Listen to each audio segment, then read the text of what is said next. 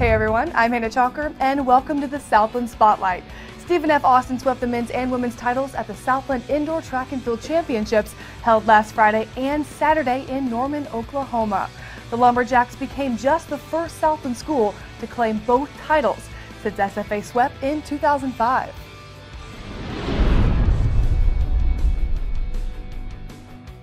The Lady Jacks claimed their 5th consecutive indoor team championship and their 7th overall title, totaling 173 points in the final 2 days of the meet.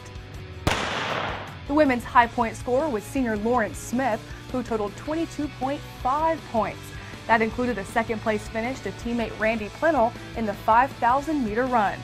The Lady Jacks also got a win in the women's 200 meters thanks to freshman Chastity Clark. It's a huge win for our program. You know, I feel for Sam Houston State because they've done such a great job, but I'm so proud of those boys and those girls and everything that they've done, and, you know, thanks be to God, it was just a great weekend. The men claimed their 2nd all-time indoor championship and 1st since 2005. Senior Nick McLeod helped put points on the board for the Lumberjacks. He finished 2nd in the 60-meter hurdles. The men's 60-meter dash was incredibly close in the top 6 positions, and SFA junior Cass Brown Stewart finished 3rd.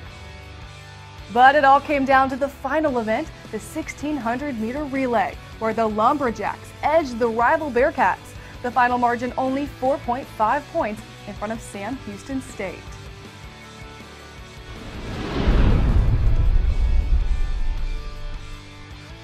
Individually, Oral Roberts senior Jack Witt's performance in the men's pole vault was a huge highlight. He topped 18 feet 5 inches. That's the highest clearance by an NCAA Division I student athlete this season. The height was also a conference indoor championships record. It's a new conference for us, and you know, it just felt a little different, you know, being around new competition. And you know, my main objective was to jump over 18 foot and you know, go for that national lead. That really meant a lot to me, and you know, I was really successful, and you know, I got to meet record as well, so pretty happy. Next up for Witt, he'll compete in the NCAA Indoor Nationals on March 8th and 9th in Fayetteville, Arkansas.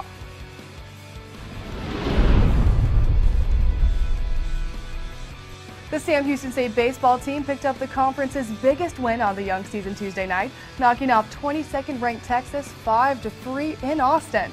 Last week was highlighted by Central Arkansas's Bryce Biggerstaff throwing a no-hitter. He was named the Louisville Slugger National Player of the Week. The junior right-handed pitcher threw just the 2nd no-no in school history to lead the Bears to a 13-0 win over Jackson State on Sunday. Biggerstaff struck out a career-high 9 batters and walked none. The Bears are now 6-1 on the season and remain unbeaten at home. UCA also knocked off the Big 12's Kansas Jayhawks 9-3 on Saturday, part of a perfect 3-0 weekend. Southland softball had a strong Saturday with 8 teams picking up victories and the league going a combined 13-3. It was a great day to be a Central Arkansas fan. The Bears swept through its own tournament by a combined score of 44-4, and Kelsey Armstrong threw the 2nd no-hitter of her career. The Northwestern State softball team is off to its best start in over 2 decades. The Lady Demons improved to 10-2 with wins over Southern Mississippi and Louisiana Tech on Saturday afternoon. Junior infielder Tara McKinney hit a lone RBI in the bottom of the 10th to seal the win over the Golden Eagles. The Bracket Busters event was also held over the weekend, allowing college basketball fans to get a glimpse of what's to come in the weeks ahead as teams position themselves for the NCAA tournament. One team looking hot, Stephen F. Austin. The Lumberjacks knocked off Long Beach State in a nationally televised game on Friday, snapping the 49ers' 10-game win streak.